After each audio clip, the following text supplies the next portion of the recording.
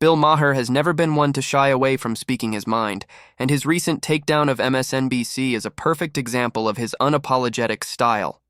During a heated discussion on his show, Real Time with Bill Maher, he tore into the left-leaning network, accusing them of abandoning journalistic integrity in favor of shamelessly biased reporting. This wasn't just a casual jab, it was a full-on critique of MSNBC's relentless obsession with framing every Donald Trump headline as a catastrophic event. For Maher, this wasn't just about one network's coverage, it was about the broader state of media, the polarization of public discourse, and the failure of outlets like MSNBC to engage with the complexities of American politics. His comments struck a nerve, not only because they were delivered with his signature wit, but because they exposed a deeper truth about the media landscape. The growing divide between what news outlets report and what the public actually wants to hear. Maher's critique began with a pointed observation about the 2024 presidential election, specifically the rapid timeline of Vice President Kamala Harris's campaign. He argued that the idea of voters needing months or years to understand a candidate like Harris is absurd. You're either the person who's Googling the day before, "Did Biden drop out?" or you know in a week, Maher quipped, addressing his audience directly. He went on to challenge the notion that Harris's 3-month campaign was too short for voters to form an opinion. Did anyone in this audience not know enough about Kamala Harris pretty much after a week to make a decision? He asked, met with a resounding agreement from the crowd.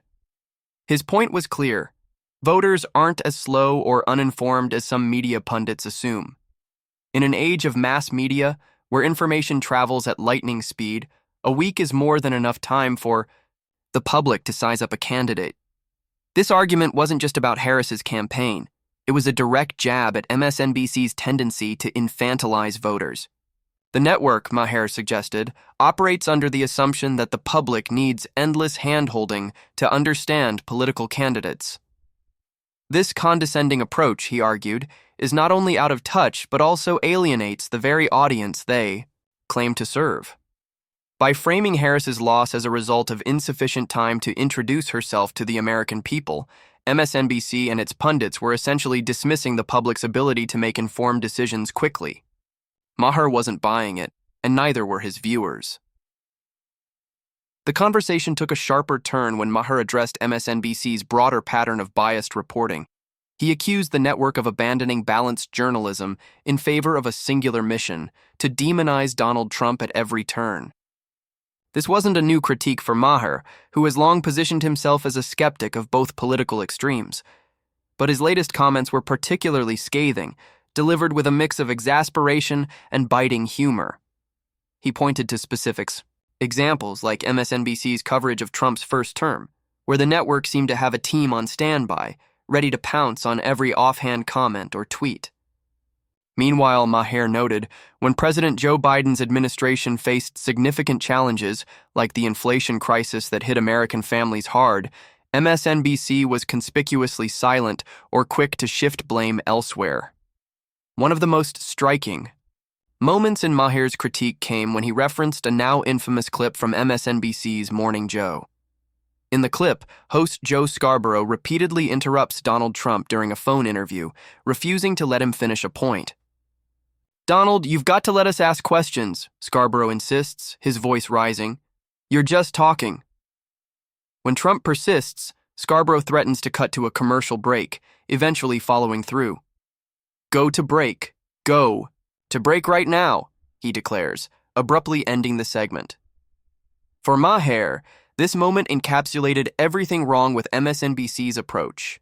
Trump was attempting to make a coherent argument, laying out his perspective on a complex issue, but Scarborough refused to engage.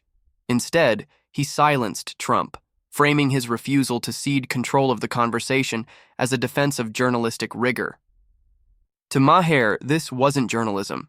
It was selective storytelling designed to fit a predetermined narrative. Maher contrasted this treatment with how Scarborough might handle a Democratic figure like Kamala Harris or Joe Biden. He suggested that, if Harris or Biden were on the line, Scarborough would likely sit back, nod approvingly, and let them ramble without interruption, no matter how incoherent their remarks. This double standard, Maher argued, is at the heart of MSNBC's credibility problem.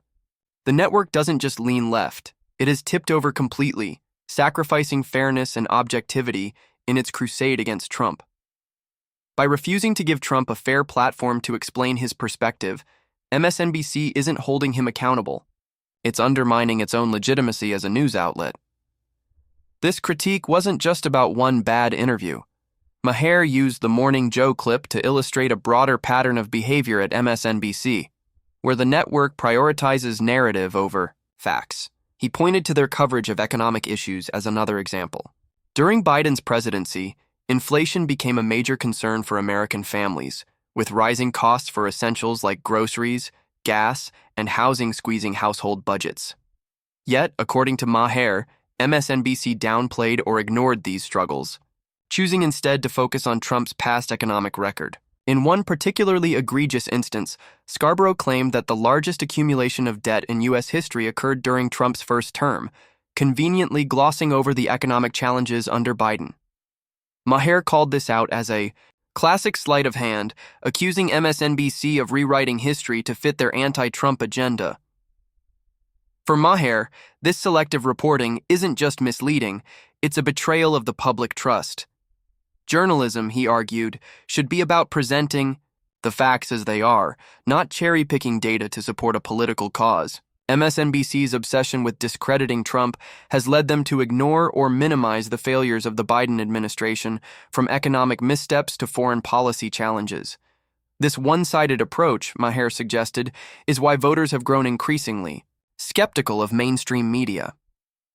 When networks like MSNBC act more like campaign operatives than journalists, they erode their own credibility and alienate the very audience they need to survive. Maher's critique wasn't limited to MSNBC's coverage of Trump and Biden. He also took aim at the network's role in perpetuating political polarization. He argued that MSNBC, along with other partisan outlets, has contributed to the creation of media silos, echo chambers where viewers are fed a steady diet of stories that reinforce their existing beliefs. These silos, Maher warned, are dangerous because they stifle open debate and prevent people from engaging with opposing viewpoints. We need places where everybody comes and everybody hears everybody else from all points of view, he said, emphasizing the importance of platforms, like his own show, which strives to bring together guests from across the political spectrum. This call for open dialogue struck a chord with many viewers who have grown weary of the relentless tribalism in media. Maher's show, while not without its own biases, has become a rare space where conservative, liberal, and independent voices can coexist, even if they don't always agree. By contrast, MSNBC has doubled down on its role as a cheerleader for the Democratic Party, alienating anyone who doesn't fully align with their worldview. This approach, Maher argued, is not only bad for journalism, but also bad for democracy. When media outlets prioritize ideology over truth, they contribute to a fractured society where people no longer share a common set of facts. One of the most compelling aspects of Maher's critique was his willingness to challenge MSNBC directly, even in the presence of one of their prominent figures. During the discussion, Maher sparred with John Heilemann, an MSNBC political analyst who defended the network's narrative that Kamala Harris's campaign was hampered by a lack of time. Heilemann argued that Harris faced an unprecedented challenge, having been elevated to the top of the ticket just 3 months before the election. There's never been anybody who's had the difficulty of that situation elevated that late, Heilemann said, suggesting that voters simply didn't have enough time to get to know Harris. Maher wasn't having it. He pushed back hard, dismantling Heilemann's argument with a mix of logic and sarcasm. The idea in a mass media age that 107 days is not long enough to know somebody, you are way overestimating the American people, he shot back. Maher's point was simple. Voters aren't as clueless or slow as Heilemann seemed to believe. In today's information-saturated world, people form opinions quickly, especially about high-profile figures like the Vice President of the United States. To suggest that Harris needed more time to introduce herself was, in Maher's view, an insult to the public's intelligence. This exchange highlighted a deeper issue with MSNBC's approach, their tendency to underestimate and patronize their audience. By framing Harris's loss as a result of external factors, like a compressed campaign timeline, rather than acknowledging her weaknesses as a candidate. MSNBC was essentially telling voters that they didn't know what they were doing. Maher rejected this narrative outright, arguing that the public had plenty of time to evaluate Harris and simply didn't like what they saw. "We understood it perfectly. We just weren't buying what she was selling," he said, speaking on behalf of the millions of Americans who voted against her. Maher's critique of MSNBC also touched on the network's role in the Democratic Party's broader failures. He argued that the party's reliance on friendly media outlets like MSNBC to prop up their candidates has backfired spectacularly. In the case of Kamala Harris, the Democratic establishment and their media allies went all in on a strategy of carefully choreographed interviews and puff pieces, designed to present her in the best possible light. Tough questions were avoided, and any missteps were quickly edited out or downplayed. The result was a campaign that felt more like a public relations tour than a genuine effort to connect with voters. This approach, Maher argued, was doomed from the start. Voters aren't as easily swayed by media spin as Democrats and their allies seem to believe. If anything, the blatant bias in MSNBC's coverage of Harris made things worse, reinforcing the perception that she was being shielded from scrutiny. People noticed the lack of tough questions, the carefully curated sound bites, and the relentless attacks on Trump in lieu of substantive policy discussions. Instead of building trust, this strategy fueled skepticism, pushing voters away from Harris and toward her opponent.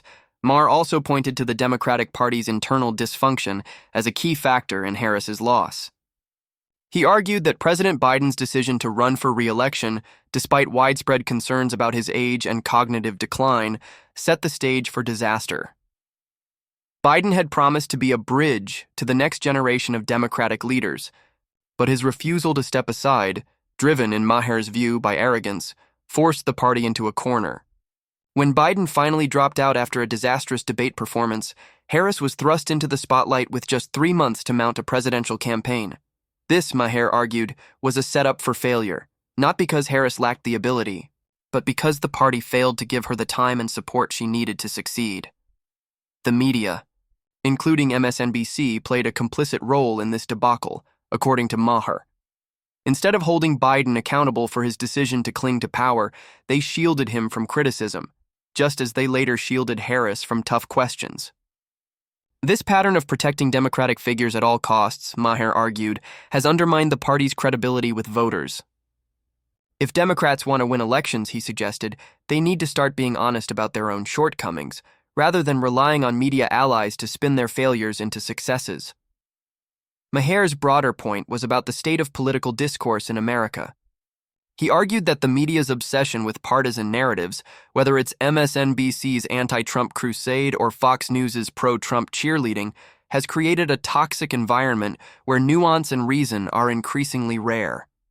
He called for a return to a more balanced approach, where media outlets are willing to challenge their own side as fiercely as they challenge their opponents. Speaking truth to power doesn't mean only doing it when the power wears a red tie, Maher quipped, earning a laugh from his audience, but also making a serious point about the need for intellectual honesty. This call for balance resonated with many viewers who have grown frustrated with the media's role in deepening political divisions. Maher's show has become a rare oasis in a media landscape dominated by partisan shouting matches, offering a space where ideas can be debated openly and honestly. By contrast, MSNBC's approach, doubling down on its role as a mouthpiece for the Democratic Party, has only further alienated viewers who crave authenticity over ideology. In the end, Maher's critique of MSNBC was about more than just one network's failures. It was a commentary on the state of American media, the erosion of public trust, and the urgent need for a more honest and inclusive approach to journalism. He argued that voters are smarter and more discerning than the media gives them credit for, and they're tired of being manipulated by biased reporting. The 2024 election, with its stunning rejection of Kamala Harris, was a wake-up call for Democrats and their media allies, a reminder that spin and denial can't overcome the will of the people. As Maher put it, the problem isn't that voters didn't have enough time to understand Harris's message. The problem is that they understood it all too well and rejected it outright. If MSNBC and other partisan outlets want to regain their credibility, they'll need to start listening to the public rather than lecturing them. That means asking tougher questions, embracing nuance, and admitting when their side gets it wrong. Until then, they'll remain part of the problem, a media machine that's more interested in shaping narratives than reporting the truth. Maher's takedown of MSNBC wasn't just a moment of television. It was a rallying cry for a better, more honest media. Whether the network will take his words to heart remains to be seen, but one thing is clear. The American public is watching, and they're not as easily fooled as MSNBC might think. In a world of echo chambers and partisan spin, Maher's call for balance and accountability is a breath of fresh air and a reminder that the truth still matters, even if it's uncomfortable.